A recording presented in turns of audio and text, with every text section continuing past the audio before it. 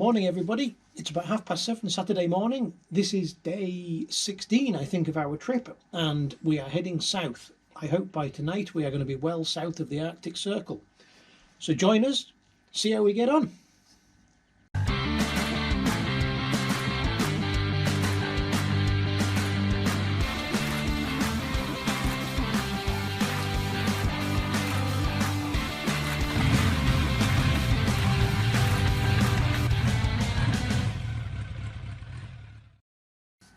Yes, it's breakfast time, so it's the usual porridge from the pan. Today I've already got Wilbur loaded up. It's nice and early. The campsite is absolutely dead, as you can see and hear, but that's okay, we're going to get going. So the plan is we're going to take the route 812 and we're going to be heading kind of southeast. That'll help us pick up the E6, which is the Arctic Highway, and then we are just going south. First port of call is the Polar Ice Centre. I know it's touristy, I know it's going to be full of plastic reindeers, snow globes, trolls and other sort of tat, but I just want to get a photo of Wilbur there because it's a place that many people will recognise. This is a day to plough miles, but I am going to try and take a couple of scenic detours if I can to get me off the Arctic Highway occasionally. So we've done 3,804 kilometres to this point, but we're heading south. Let's get our gear on, get Wilbur fired up and get on the road.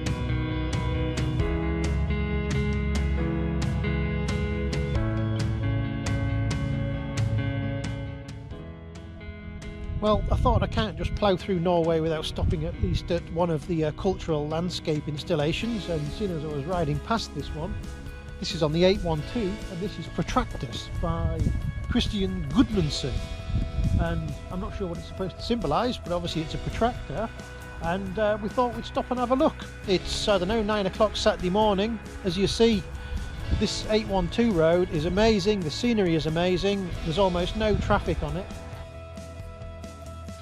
If you take my word for it, I don't think the GoPro will do it, it won't focus right through there.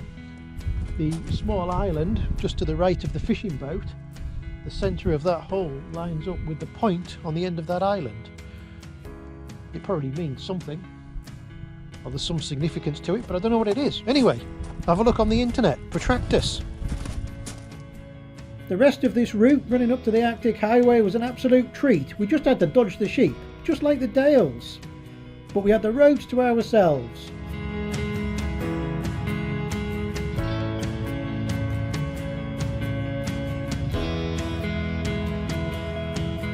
We're on to the Arctic Highway E6 now, and that's it.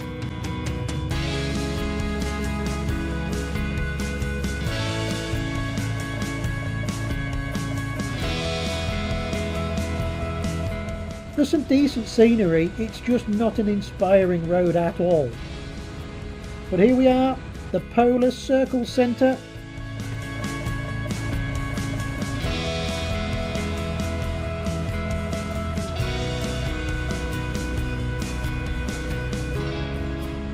Well, here we are, this is the Arctic Circle, but of course we're heading south because we've come down from Buda, but I had to visit the plastic reindeer shot and at least get the photo of Wilbur with the Arctic Circle building behind us. We are at 66 degrees 33 minutes north, and that's where it is. There's a marker on the hill over there, and there's another one of the steel round ball football type markers, which was the same as the one we saw on the ferry going up to Jekvik. Let's go and have a quick look round here, get a cup of tea and maybe a cake, and have a look at the plastic reindeer shop. So I've just walked up the hill beside the centre here, and you might notice that obviously people have brought different stones and painted the family names on and dates and all that kind of stuff. There's a few of them here. There's a metal one here, some paint from Germany, Whipperdorf. Lofoten Tour 2017, that one, okay. But what I didn't expect is if I turn round, there's hundreds and hundreds and hundreds of stone piles and stones with names on. People have written their names and all sorts of things in the rocks.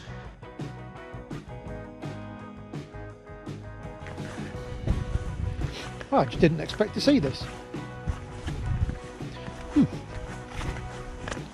There'll be stories behind every rock that's here with somebody's name on.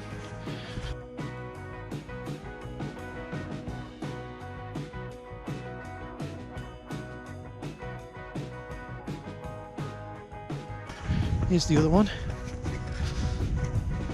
All the town names around the bottom. And carvings, I guess they must be Sami carvings. Lots of reindeer and stuff like that. And the towns, Nessa, Rana, Saltdal. There we are, 66 degrees, 33 minutes. And this is the Arctic Centre, so let's go in, have a look, and get a drink.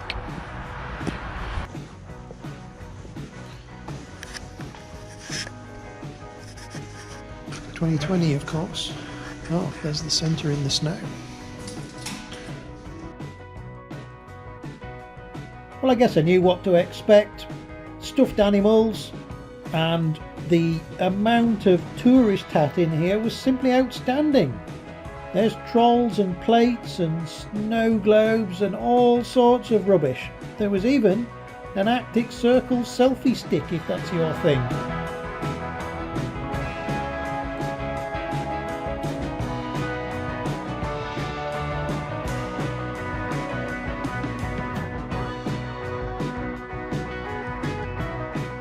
Well, unfortunately the restaurant's closed until 1st of May 2021, which is a shame because I could have had reindeer burger, reindeer wrap or reindeer stew.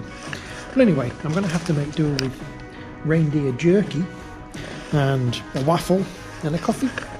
And well, I'm going to sit here, eat this, and then we'll get on the road. And that's it, my belly's full. That was a good waffle. So we're just going to carry on heading south now, but I'm going to jump off the E6. I'm not going to go to Musharin, which is the obvious way to go. I'm going to turn off before then at Hernes, and I'm going to head inland on one of the scenic routes. I can't remember the name of it, but I'll put it here in the video. I think that's about 100k south of here is that turn off, and then I'm going to head south down there. It just gets me off the highway, and it's something more interesting. So let's go.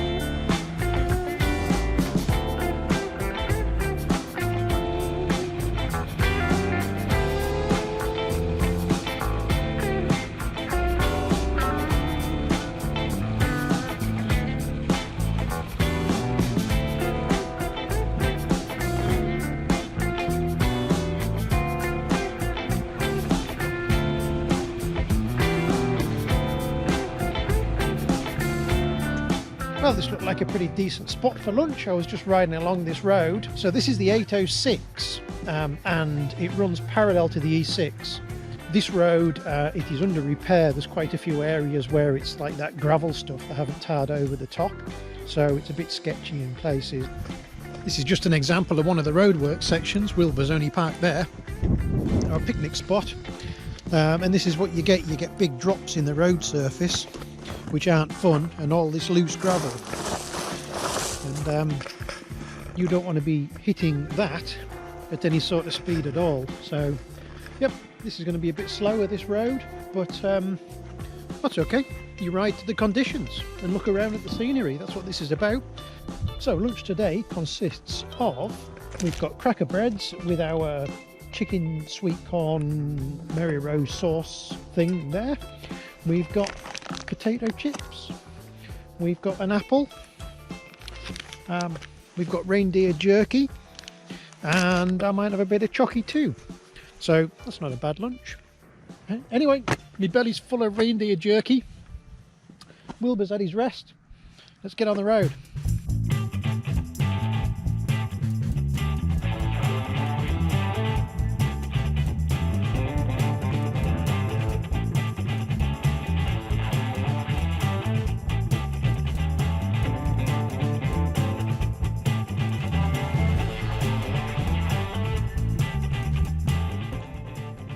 This certainly beats riding down the E6. Anyway, we'll carry on. So Hattonfield town is 38 kilometres that way.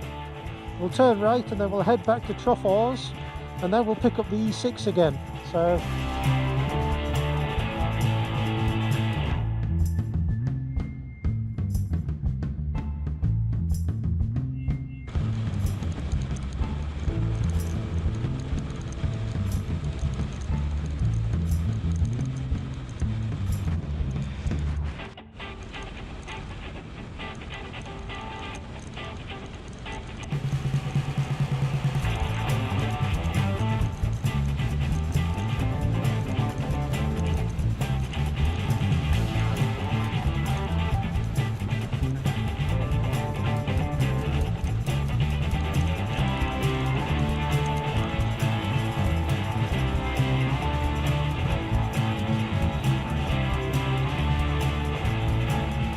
we've just stopped here for a break for a minute because there's an information board on the Villmarksveien.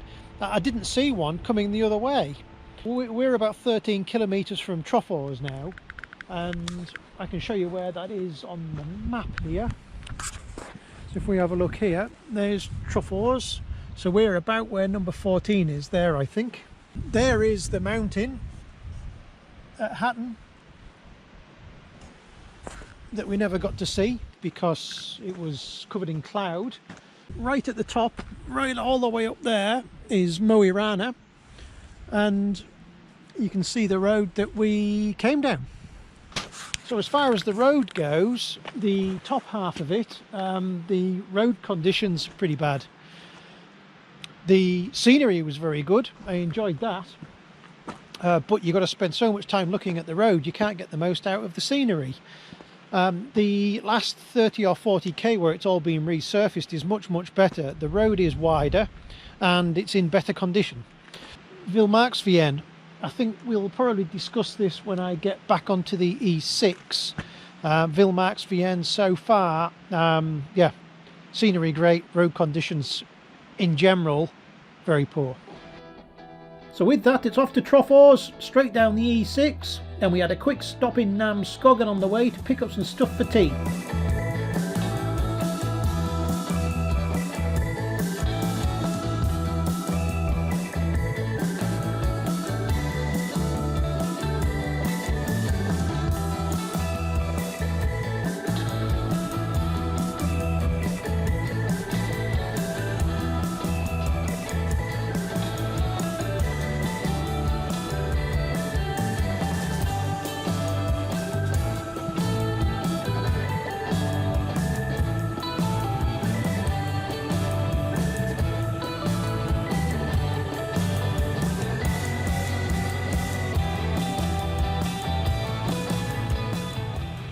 So time to find camping, and Langner's camping here is only about 2 kilometres off the Arctic Highway off the E6, so that's pretty convenient just to drop into and spend the evening.